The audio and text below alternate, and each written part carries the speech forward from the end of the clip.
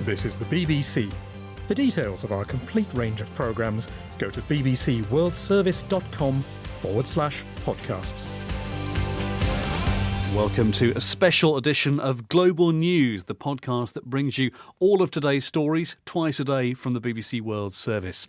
My name's Andrew Peach. I'm here with my colleague Owen Bennett-Jones, and we're going to present a look ahead now to the year 2017.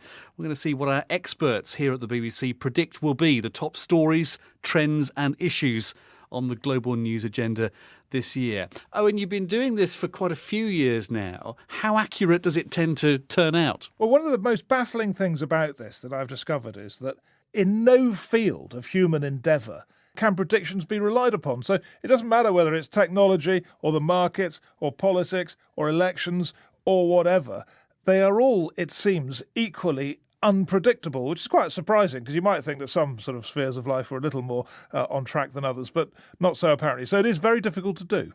2016 has been dubbed the year of surprises, I guess the most obvious being the election of Donald Trump as US president. Did anyone call that 12 months ago? It's not really. I mean, John Sopel, our North America editor, to be fair, it did sort of show that the person who actually lives in America had the best insight in a way, because he did, say he'd do very well and people were underestimating him and so on, but didn't quite go as far as saying he'd win. There was a bit, as he admitted, a bit of wiggle room in his prediction. But nonetheless, it was a bit of a validation of, on-the-ground reporting, because the opinion polls, for whatever reason, which used to be brilliantly accurate, and I say this in the programme, brilliantly accurate in previous last two American elections, just fell apart. Turning to 2017 then, what sort of subjects are coming up in the next few minutes in the programme? OK, so we did the Trump presidency. Obviously, we did what's going to be happening in Syria.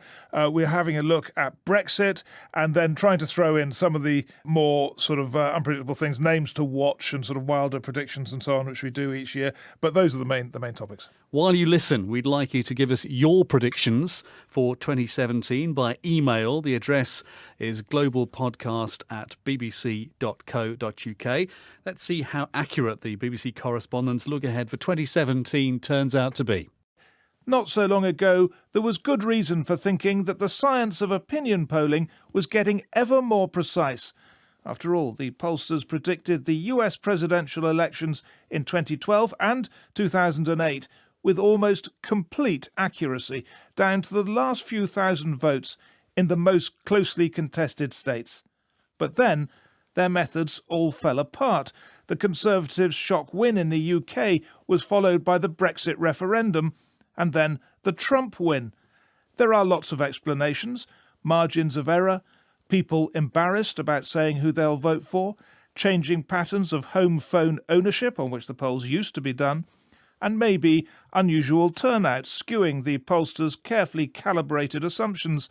But whatever went wrong, it could mean that punditry is back. If you can't trust the polls, perhaps it's time to revert to expert analysis, on-the-ground reporting, intuition and insight.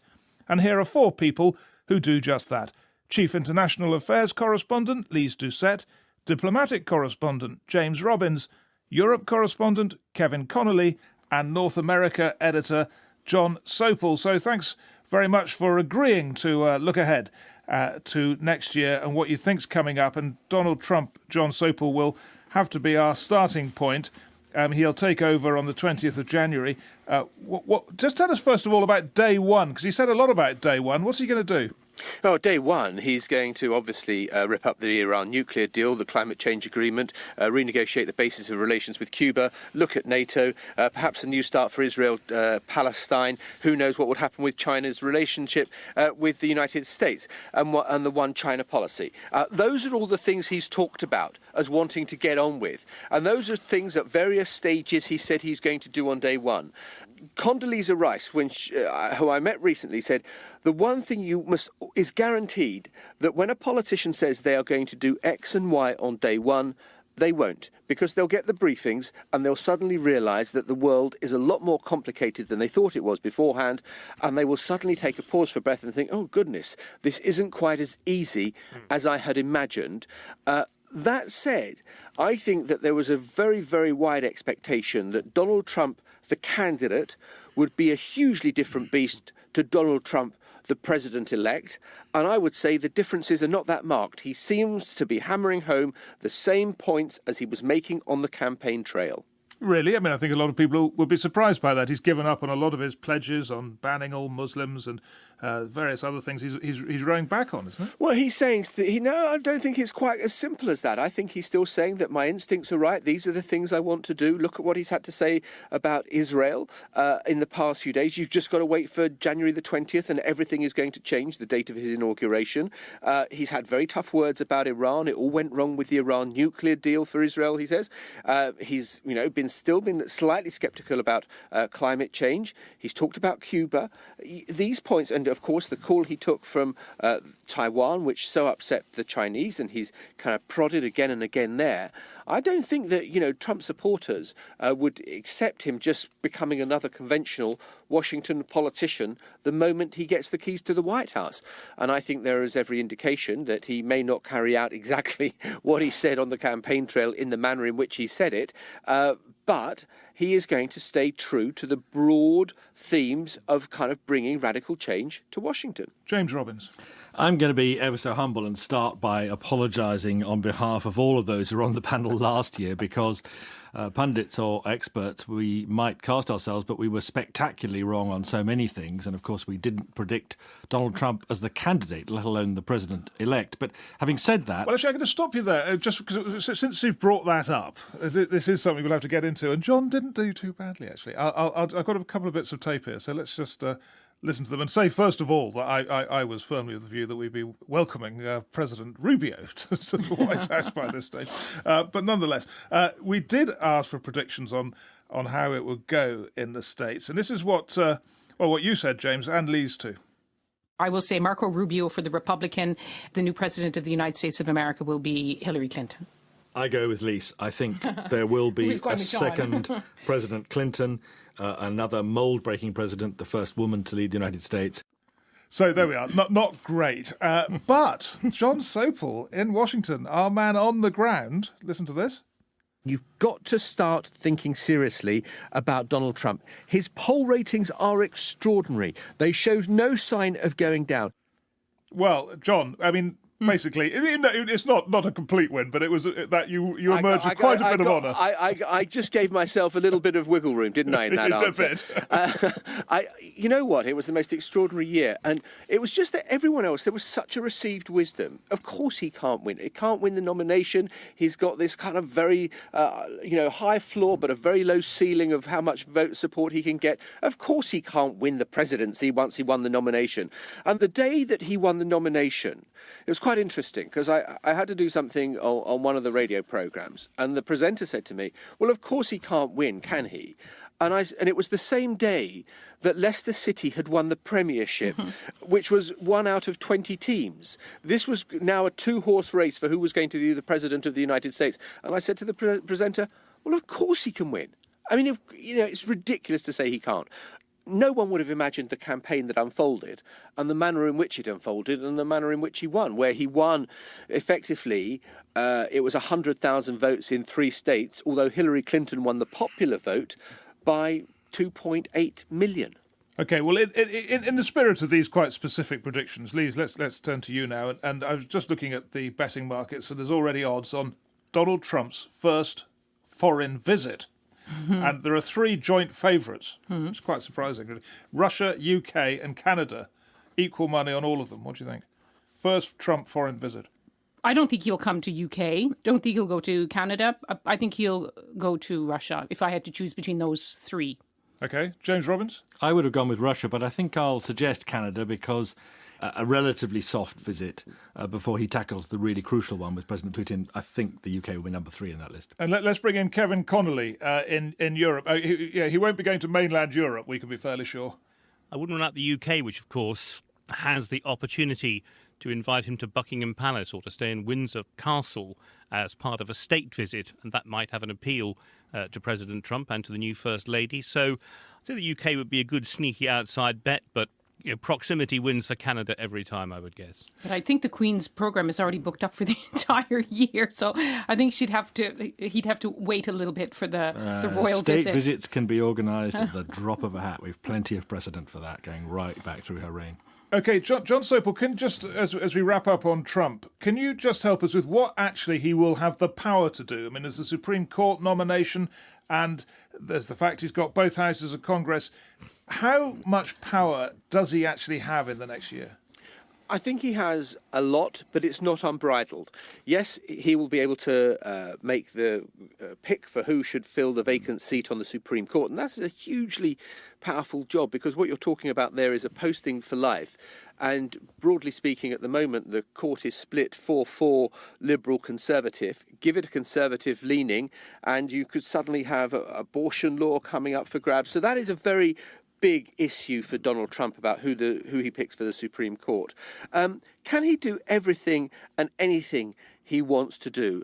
Just look at what happened over the hacking allegedly by the Russians of the democratic computer systems and all the rest of it during the election.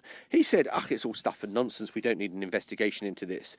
I thought the Republican leadership saying this has to be investigated was the first serious sign that Donald Trump is going to have to work with a Republican Congress that is supporting him broadly, but not absolutely, and he'll have to navigate his way around those sort of things rather carefully, and more carefully than he had to do when he was campaigning. And so I just think, yes, huge amount of power, but he can't just do what he wants. Exactly, and when you think of it, the one foreign leader of which he has expressed admiration for, Vladimir Putin, is anathema to leading Republicans like John McCain and Lindsey Graham. They are very deeply suspicious of Russia's intention. I mean, as you know, John, when the Trump team put out their foreign policy priorities or their security policies, they didn't even mention the risk of any problems, any security threats from Russia, which caused a lot of gas. And actually, John, to pick up what you said about Condoleezza Rice and wait till he gets the briefings, one of the other astounding things coming out about the president-elect is he's not going for his intelligence briefings. He's too smart, he said. He doesn't need them. So he may not be in a position where his views on the world will be shifted by the best intelligence on the world. Can I come back to John Sopel on this is James Robbins, on his predictions that President Trump, and it's one of his first acts in office, will walk away from both the Iran deal and the Paris climate deal. I'm going to make a prediction of my own. Yes, I think he will walk away from the Iran deal, but actually he won't walk away, certainly not immediately, from the Paris climate deal, if for no other reason than that he won't want to give an easy hit to China, who will take control of that global policy if the United States walks away, and also because I have my doubts about the depth of climate scepticism among all his present cabinet lining up to take office. A lot of them are climate skeptics, but I'm not sure they won't put United States interests above their climate skepticism. When I was making my predictions, I was actually, at the start there, I think I was being ironic, and I don't know whether the irony came over, because I was just listing all the things that Donald Trump had said he wanted to do. I don't think he will walk away from the climate change agreement immediately. I don't think he'll walk away from the Iran nuclear deal either in a direct way of saying, right, we're going to rip this up and let nothing be put in its place. I think that Donald Trump will try to kind of move carefully. The Iran nuclear deal could die by other means. If you sort of start doing other things to Iran that they don't like, then Iran could start to walk away from the deal. And so there is a chance of it unravelling. I don't believe that Donald Trump will either rip up the climate change agreement or rip up the Iran nuclear deal. Let's just bring Kevin Connolly in on the Iran deal, because he was very, very strong in it on the campaign. Kevin, you're in Europe now, but you've been for years in the Middle East. What's your prediction on what he'll actually do? I think unpicking an international agreement like that, which has taken years and involved many countries, is going to be enormously difficult. But a lack of American enthusiasm for the unfolding aspects of the deal, for the trade aspects of the deal, for the banking aspects of the deal, they would make the deal rather lifeless. All I would say is, remember the dictum that the business of America is business. Donald Trump is the president in my recent lifetime who will be the likeliest man to say that. Already you have American aeroplane builders talking about dealing with Iran, talking about the opportunities there. So any distaste he has for the Iran nuclear deal, any prompting he's going to hear from Israel that America should walk away from the Iran nuclear deal, is going to be balanced by a sense of economic opportunity, which has always been a part of it. So I think it's a much tougher decision for him than it looks at the moment. Well, I'd absolutely agree. One American commentator said that the unpredictability of Donald Trump is such that we can't actually say with any certainty whether he'll open big hotels in Iran or go to war with Iran.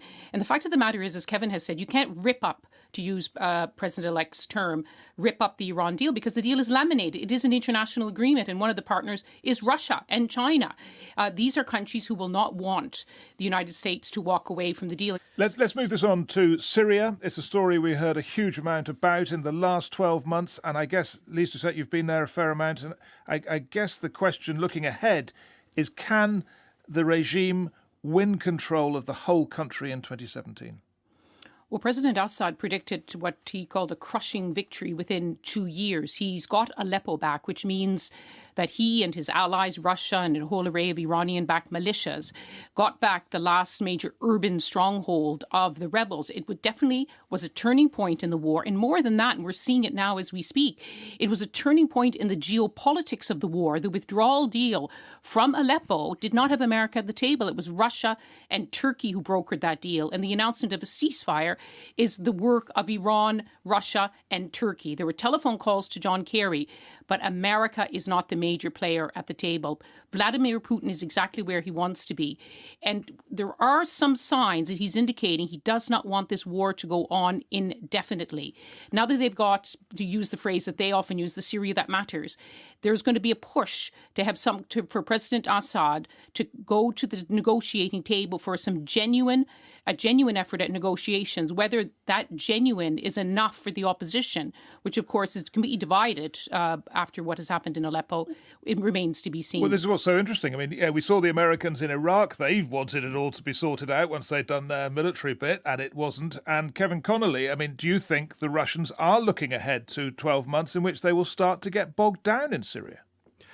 I think they're certainly nervous about that. The last time I was in Moscow, you did hear people just below governmental level talking about that kind of issue, the possibility of it being another Afghanistan for Russia, a Russian Vietnam. But I think the problem for Vladimir Putin as well is the problem which has always faced America. If you are the superpower who has the primary responsibility for the architecture of the future, then you have immense and thankless problems. And I think they're particularly difficult in the Middle East at the moment. We are 100 years on from the creation of the map that we all understand as being the modern Middle East. The really big question, I think, is whether countries like Syria and Iraq, and to a lesser extent Lebanon, can survive as unitary states with central governments on a multi-ethnic, multi-faith basis in the future.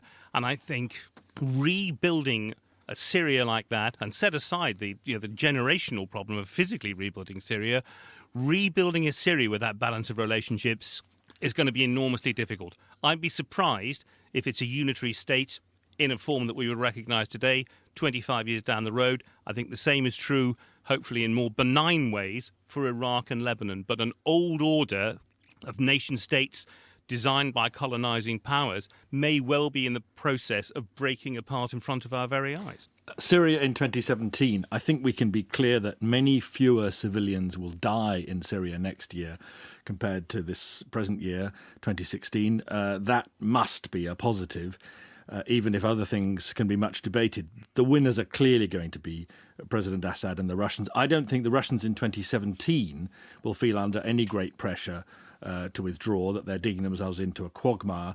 I think they'll be celebrating domestically what's regarded as a substantial military triumph, further evidence in Russian eyes that they are a superpower to set alongside the United States. They'll have won the respect game. Syria will not be resolved. Peace negotiations will founder in 2017. There will be no outcome. James, one other issue I wondered about, because I've been hearing about this, and it's true in Pakistan, people have been worrying about this, and I think they are in the UK too, that when Islamic State and the other violent jihadis are on the back foot in Syria over the coming 12 months, they will spread around the world and maybe stay active. We're already seeing that happening. Just as they lose their ambitions for a caliphate, they're scattered to the corners of the earth, and we've started to see that play out, and I think that will become even more intense in 2017, and I think they'll take advantage of an electoral cycle in mainland Europe to try and step up attacks in countries going to the polls, particularly France and Germany. And I think in a world where we often get fixated on buzzwords, so it was the so-called Islamic State, we've stopped talking about Al-Qaeda as much.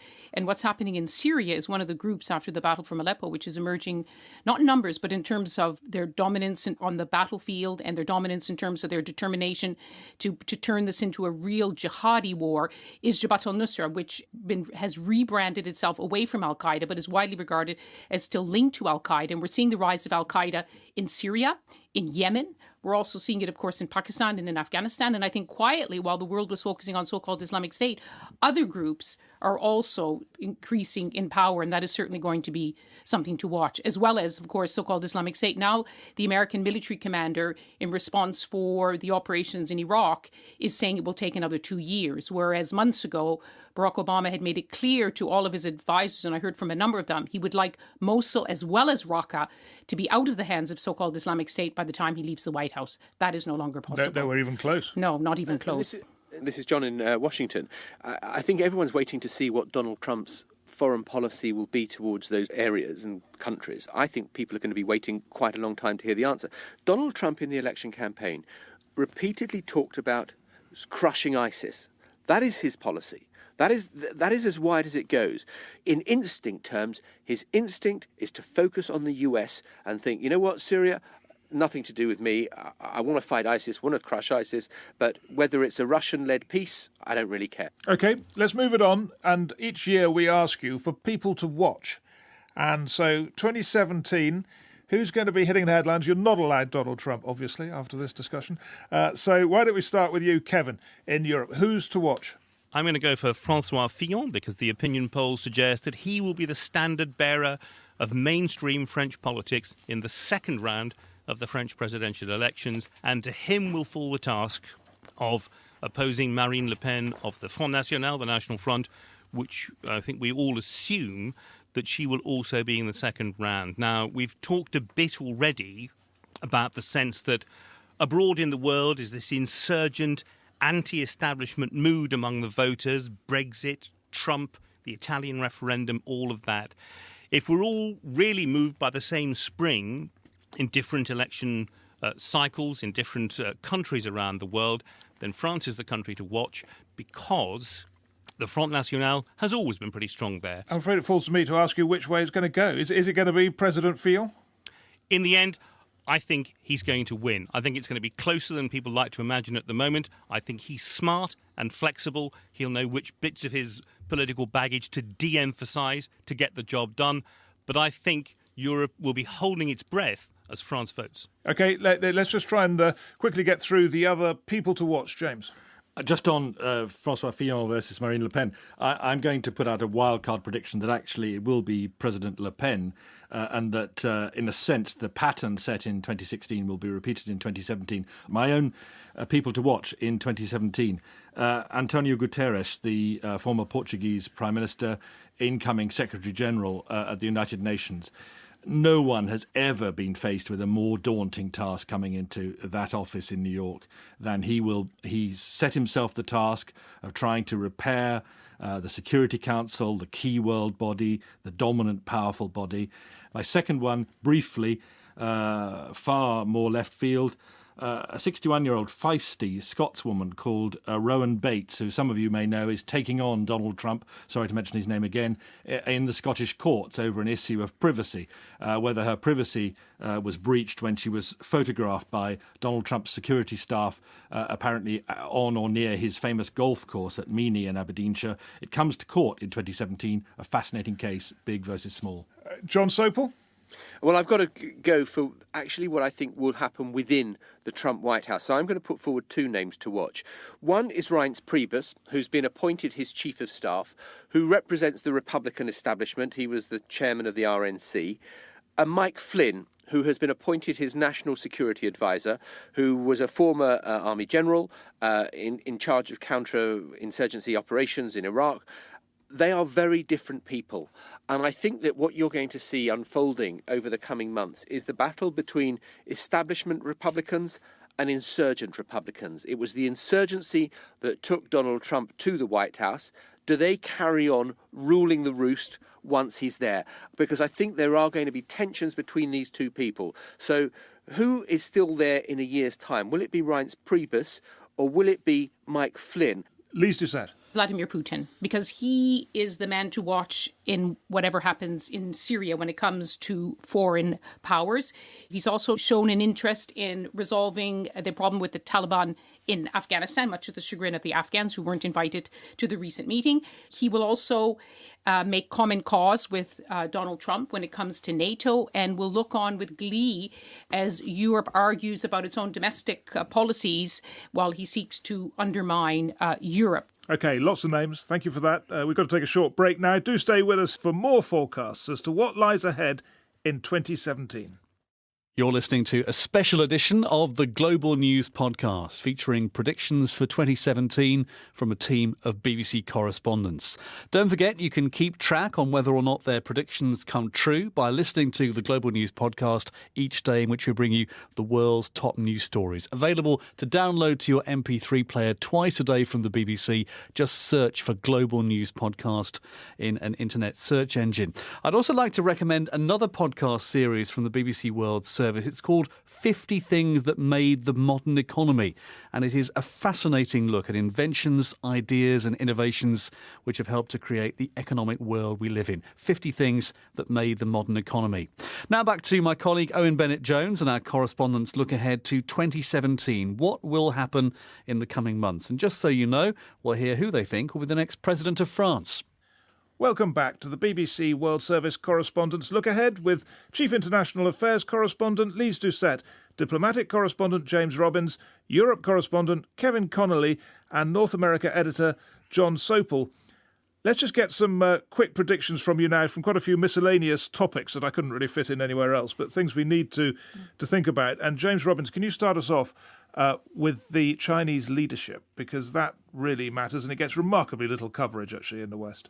I think what we're seeing, and we'll see increasingly in 2017, is President Xi consolidating his power, returning to the position that actually Mao Zedong had as the core leader of the Chinese project, unchallengeable in effect. And we'll see this play out in the autumn meeting of the Communist Party next year in China. And I think we may be braced for President Xi, who extends his term of office even beyond 2022. He's got to get another 5-year term, but he could go on beyond that. Right, because the key point here is that there is a sort of unwritten practice whereby they're getting 2 terms on the cycle of the Communist Party Congress, and he's going for more. I think there are signs that he's not ready to accept that that's necessary, and that he believes that, in a sense, only he can save China from itself. Lise Doucette, Iran elections. It does look like President Rouhani will get another term, not because the Iranian population is so happy with him. He hasn't he delivered the Iran deal, but he hasn't delivered the benefits of the deal for the broad mass of the Iranian populace, but partly because so far at least we haven't seen any strong contenders among the conservative candidates. So at least now, politics is an unpredictable thing. It looks like he will emerge not as popular as his landslide last in 2009, but still the man to beat. Okay. And just on Cuba, John Sopel, what are the prospects, both the way Mr. Trump will handle it, but also just internally, post-Fidel Cuba? What are you expecting?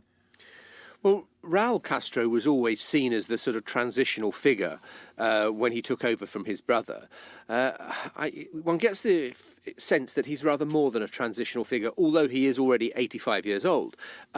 He looks like someone who is kind of enjoying the task of trying to steer Cuba kind of away from the revolution, but keeping up all the revolutionary rhetoric and opening Cuba up. And remember, there is an economic necessity out of all of this. You only have to visit Cuba to realize that, you know, the Venezuelan oil is not coming in the way that it was. Cuba needs to open up relations with the United States. Donald Trump, I think, is in a relatively strong position to say, well, look, we're very happy to do trade with you, but it's got to be on the following terms, and there has to be political reform along the way. I just don't see it reversing. I don't see the relationship between US and Cuba reversing, particularly when, yes, there is a very strong Cuban-American lobby in the States that says you can't do anything with Cuba until there's been proper political reform, and there was a backlash of, there was strong feeling about that when Fidel Castro eventually died, and there were the big scenes of celebration. But, if you're in the US now, you're seeing adverts on the TV for the main airlines saying, we're now flying to Havana. That was unthinkable 5 years ago, and I just don't see that reversing. So I think there'll be pressure from the Trump administration that there's got to be more for political reform within Cuba, for stop persecuting the political opponents and all the rest of it. But I think that the direction that Barack Obama set will continue.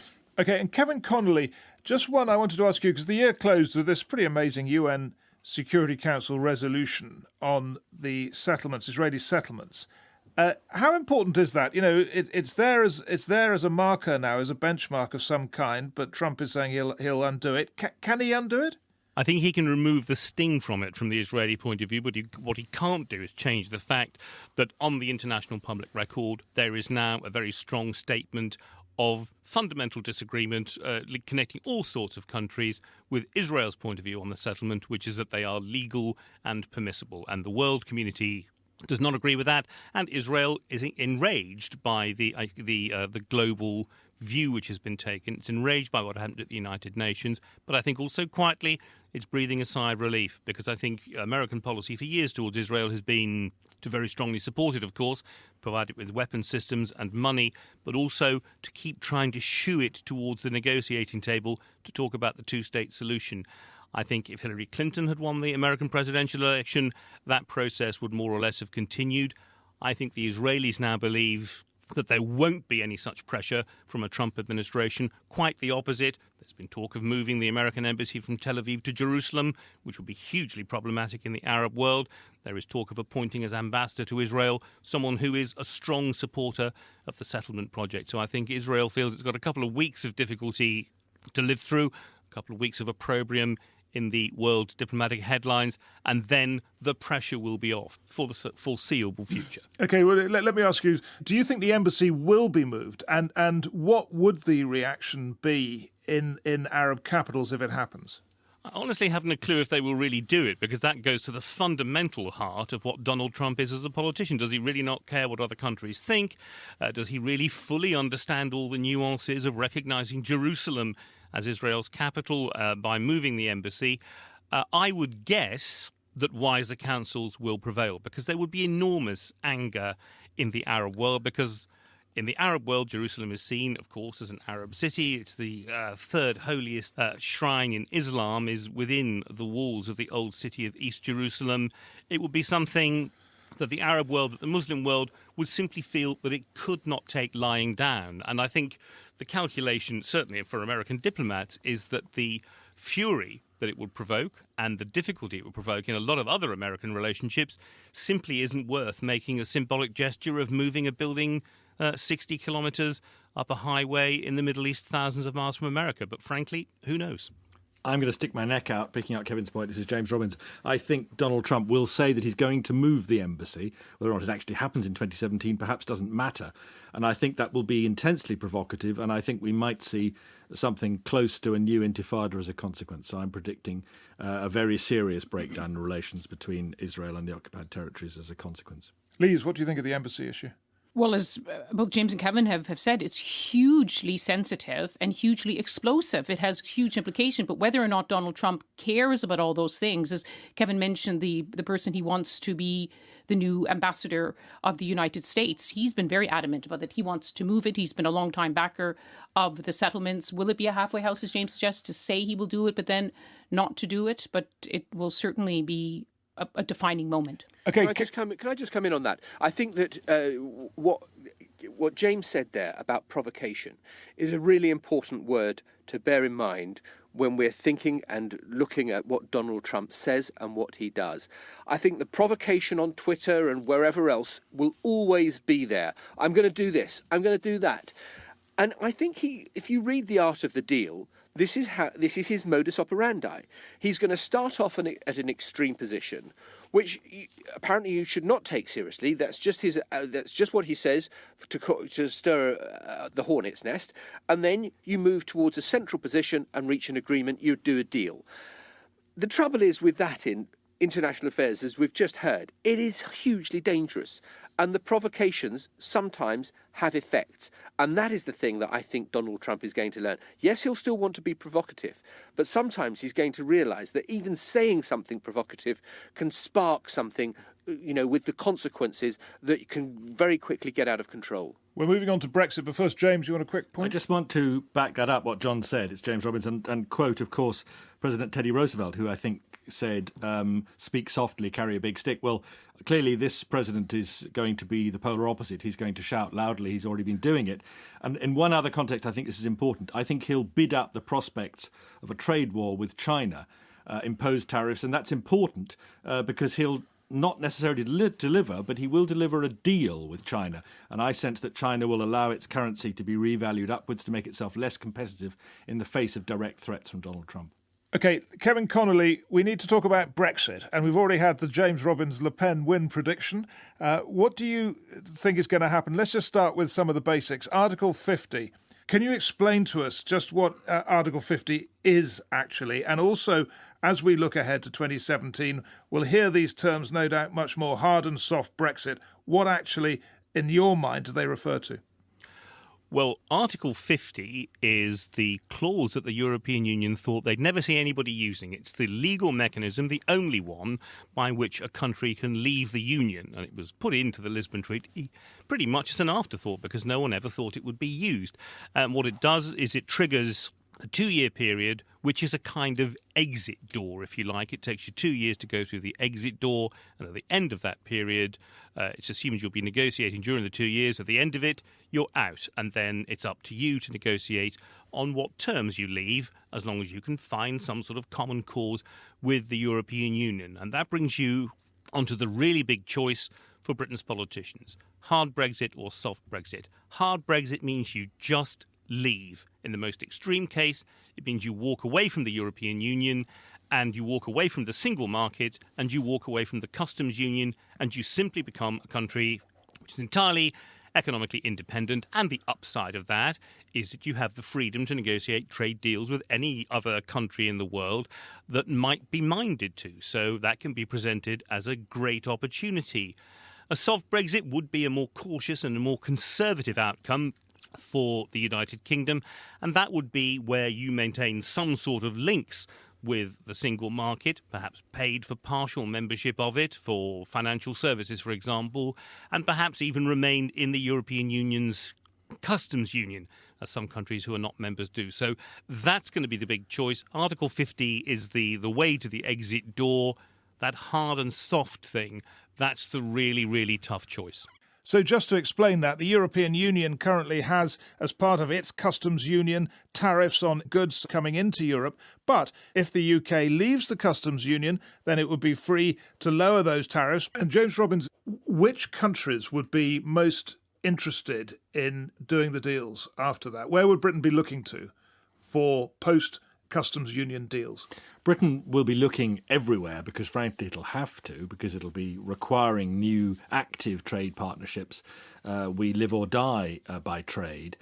And I think it'll be looking to all developing countries, particularly in Africa, where we have a very strong network through the Commonwealth. And I think we've seen from the government indications that they really want to build on that, what they believe to be fund of historic goodwill, centred as much on the Queen as anything else. And I think there'll be a lot of business done trying to build up those sorts of relationships. And perhaps even we'll see an emerging concord with countries in Africa over climate change and climate change technologies, because both Britain and Africa have an interest in sharing those. OK, Kevin Connolly, Article 50, is it going to happen? I think it has to happen in British political terms is the simple answer to that. The results of the referendum are an instruction from the British people to the British government, whatever some people in British government might think about that, and certainly whatever British diplomats might think about that. So at some point in the next few months, we are told, Britain will trigger Article 50 of the Lisbon Treaty. And if you want a really obvious prediction, this is going to be the start of a very, very long period of extraordinarily tense and difficult and detailed negotiations, and 2017, of course, will not see the end of that. Well, yes, so that leads us on to the next question, which I'll put to the others as well. But first of all, you, Kevin, in 12 months' time, as we look at 2018, will we know much more as to where Britain is, where Europe is, what's going to happen? I think we will have to. I mean, the British government has been extraordinarily coy since the referendum result and has been pretty good at being coy, to be honest. The statement that Brexit means Brexit is a kind of masterly, gnomic statement of the obvious. But I would say that by the end of this year, we'll have to have a pretty good indication, not necessarily of what's ultimately going to happen, but at least of what Britain wants to happen and is going to try to make happen. So we have to look for those decisions, single market and customs union. They're different things, but they're related and they're both equally important. I wonder if everyone agrees with that, because it seems to me it might be possible to blur it all for another year. I think we'll have a very opaque 2017, and both Remainers and Leavers will be intensely frustrated by the lack of clarity at the end of the year. For two reasons, really. One, that the whole process is going to be slowed down even after the declaration of Article 50 by the French and German political processes. Michel Barnier, as the chief EU negotiator, is not really going to be able to get deep into these issues, at least until perhaps the last quarter of 2017. We may know that Britain isn't pursuing an unalloyed continuing membership of the single European market, but we won't know what that actually means in practice. I don't think we'll have an answer on the customs union. I've watched far too many European negotiations over many, many years. They're always backloaded. Nothing is agreed until everything is agreed. So I think we'll have a very, very few pointers to the final outcome at the end of the coming year. Oh, and the only thing, what I wanted to add was, if James is right in his prediction that Marine Le Pen becomes the next French president, I think the discussion that we'll be having at the end of 2017 and looking ahead to 2018 is, will the European Union survive? If she goes ahead, has a referendum on France's membership of the European Union, it could be the euro that collapses, it could be the EU that collapses. I think all bets would be off. I think that there would be a profound sense that Europe was on the cusp of the greatest change since the formation of the European Union, and it will be the most important event, since the Second World War in terms of European politics. If the French voted for the Front National, with all the change that could herald. I think. Obviously Kevin's in Brussels, so he's a better place to talk about this. But it would seem to me, by definition, we will have to know in a year's time far more about this process, because my understanding is that once it is triggered, this is when the formal negotiations, which the European leaders have resisted so far, begin, and there is 2 years to do it. So you will have to get on with it. And European leaders, including Angela Merkel and François Hollande, even though both of them will face elections, have said we've got to get it over with quickly. Okay, I don't want to wish a year of our lives away, but Lisa's right, of course, there's a 2-year deadline associated with triggering Article 50, and that's important. But more important still, you talk to people around Europe, there are European parliamentary elections in 2019. It is absolutely assumed that it would be completely unacceptable for Britain to still be in the European Union in any way that might make it part of that election campaign. So people here are saying that's your real deadline. Britain has got to be out by then. So the pressure on Britain's negotiators to get stuff out into the public domain, I think, will be overwhelming. Okay, just finally on this, Kevin, just to understand it, this 2-year deadline that Lise talks about, it'll have to be resolved by then. From the European negotiators' point of view, it doesn't have to be resolved by then, in the sense that they can just let it run, and the pressure's on Britain to do a deal before the deadline runs out. The idea is that the deadline means that on that day you cease to be a member of the European Union on terms to be decided and to be negotiated. So I would guess, and James knows much more about European negotiations than I do and has watched them for a lot longer, but I would guess that what will happen is that a big part of the 2 years will be spent discussing some kind of transitional arrangement to follow so that things won't simply descend into chaos. So not everything will be resolved when that 2-year deadline comes. The membership issue will be resolved, and then you'll have some kind of transitional mechanism that means that trading arrangements continue until really detailed stuff gets done. But I think that will take many, many years. Okay, that's interesting, because that's what Philip Hammond, the Chancellor in Britain, has said. He would like a transitional agreement, but he's known to have big differences with the Prime Minister. And of course, if they delay in any way, the likes of Nigel Farage and Boris Johnson and Michael Gove and many, many others, and the popular tabloids here will be screaming at the top of their lungs that their democratic vote is now being undermined by Britain dragging its feet. Let's just ask more about these elections coming up in Europe, because John Sopel, you've made the point that we can sort of predict a Le Pen win, but then you have to think through what that would actually mean, and it would, as you say, be massive. But it's not the only election, but before that, there is the Netherlands. Kevin, why don't you kick us off on that? Can you give us the background to that and why that matters and what might happen in March? Well, you can sum that up in the name of a single man. Geert Wilders, the politician who's always in trouble for criticising Islam, for criticising Islamic values, for criticising the behaviour of Islamic migrants into Western Europe. It's the first test of the year. I think it comes in March, with the French to follow in April and May with their two-round process. The very simple question in terms of the tone and the mood of the European voter, how anti-establishment they're feeling, is how well will Geert Wilders do. I don't think anybody thinks he's going to win, but he might do very well and be a very strong voice in the Dutch Parliament, and that will start to shift the tone of the debate, I think, in the other election processes as well. It will consolidate this sense that an anti-establishment mood is running very, very strongly. And even if he doesn't win, isn't there quite a chance he'll get enough support to get into the government? Yeah, look, I mean, it's nearly all Western European countries work on a coalition basis. How acceptable a coalition party would he be to the others? You're then into the precise mathematics of what the real outcome is. But there's every chance he will do very well. And then the other leaders of Dutch political parties, who of course view him as unacceptable, beyond the pale, something of a pariah, how will they cope if the mathematics of the outcome say they can't make a coalition without him? So they're very, very difficult questions for the other political parties in Holland. That's why he is the man at the centre of it. Win or lose, we've all seen it. They are shifting the terms of the debate. We saw it in the United States when Bernie Sanders made Hillary Clinton change some of her policies, very different perspective. But when you've got someone nipping at your heels, you have to start either to pick up some of their policies, pick up some of their language, to try to pick up some of their voters. We're finding 2017, I think, really hard to read because we go into it with our compasses broken, with very little navigational equipment, and all the assumptions we used to make about an American-led, Western, liberal international order, not exactly consigned to the dustbin, but certainly in considerable doubt. And that's why 2017 is intensely unpredictable. We've talked about the French elections, which will come in May. So it's Netherlands March, French elections May, and then in the autumn, no fixed date yet, but in the autumn, the German elections. Who's got a take? Well, we should go to you first of all, Kevin, in Europe. What's your take on that? Well, if you look at the graph of support for Angela Merkel's governing coalition, it has been hemorrhaging support over the last few months. It did not do well out of the migration issue, out of the attitude she struck, out of what has followed. It's not seen as strong on the security issue anymore, the sense that Germany is now vulnerable to Islamist attacks.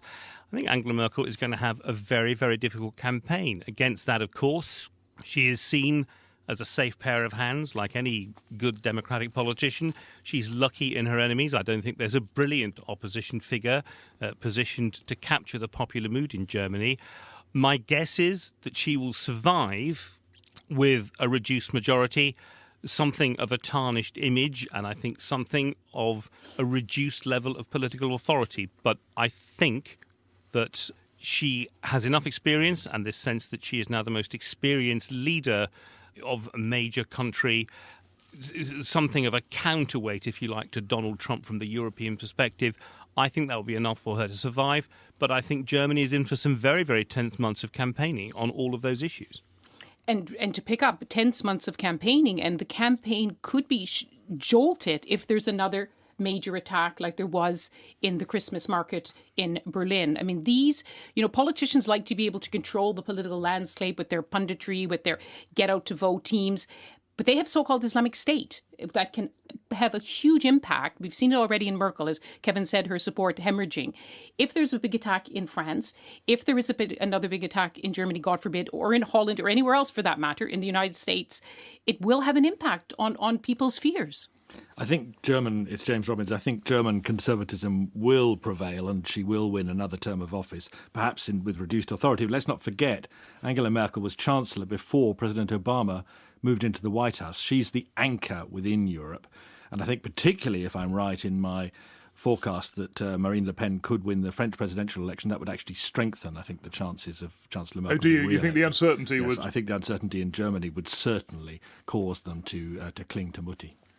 Okay, just one as we move on to some other predictions to close this. I just wanted to ask about Africa, who we've not discussed Africa much, and I know, James, last year you were talking about President Buhari in Nigeria in particular, and saying that he was the man to watch because he was a strong and impressive figure who could make a difference there. Has he? I think I've been vindicated because although President Buhari has not been able to reform Nigeria completely and pull it entirely out of the dreadful mire of corruption which it found itself, and he hasn't been able comprehensively to defeat Boko Haram, he's made substantial progress on both those fronts. He's imprisoned a lot of corrupt officials. He's moved heavily against Boko Haram. He's got some of the Chibok girls back to their families. Where he's suffered significant reverses, frankly, is in the Niger Delta, where there's continuing and even growing unrest. It's early days, but I think you have to credit President Buhari, a strong man, it has to be said, an authoritarian, with starting to make a difference in Nigeria, although the jury's still out on his long-term success. Okay, we'll check back in 12 months. Yes, but I mean, as we speak in the giant of Africa, tens of thousands of people are starving in Nigeria. That is an indictment of his leadership. He can't even feed his own people. So, and he did promise to do quick work on so-called Islamic State. You say he's made progress, and it is true, but not in the kind of way I think he would have expected. But while we're talking about Africa, I think, as the 2016 ended, there was little glimmers of hope that with the Gambian elections, at Jammeh, who's been in power for decades, he first conceded that he had not won the election. And then when a week later, he said, no, I'm still going on. And he's now calling for another election. So you have Jammeh holding on in Gambia, despite the election results. You've got Kabila holding on in Congo, even though his terms are up. You've also got elections in Rwanda in 2017, and Paul Kagame has already changed the constitution, so he can go for a third term. But that little sliver of hope that finally there'd be a new generation of African leaders who weren't leaders for life has dissipated. And I think, Africa, again, will be the continent waiting for, we wondered years ago whether there'd be an African Spring. There was, of course, in North Africa, but not in sub-Saharan Africa. A lot of disappointment in the leadership. They simply will not budge and see no reason to. While you're discussing Africa, I've been sitting here scratching my head thinking, what has Donald Trump said about Africa in the past year? I don't think he said a single word. I'm willing to be stand corrected. Someone will point me to that speech where he detailed African policy, but I don't think he's ever said a word about it. I don't know whether that will come as a relief or a worry to African leaders. Well, North Africa, I guess. He'll have said something about Egypt. Yeah, but Africa as the continent, yes, he'll have talked about Egypt, but and the threat of ISIS, but I don't think, honestly, he's ever said anything about Africa. Okay, well, thank you all very much for helping us try and understand what might be ahead in the next 12 months. So thanks to Lise Doucette, James Robbins, Kevin Connolly and John Sopel. That's it for this year. We will stand to be tested in 12 months' time to see what's actually happened. But for now, from Owen Bennett-Jones, goodbye. My thanks to Owen Bennett-Jones and our BBC correspondents. Now, having listened to their predictions, we'd really like to hear yours. So give us your idea of what you think will happen in 2017 by email. The address is globalpodcast@bbc.co.uk, globalpodcast@bbc.co.uk, and we'll see whether your take or our correspondents' take on the coming months proves more accurate in a few months' time. That's it then from this special edition of the Global News Podcast. An updated edition will be available to download later. My name's Andrew Peach. Thanks for listening, and until next time, goodbye.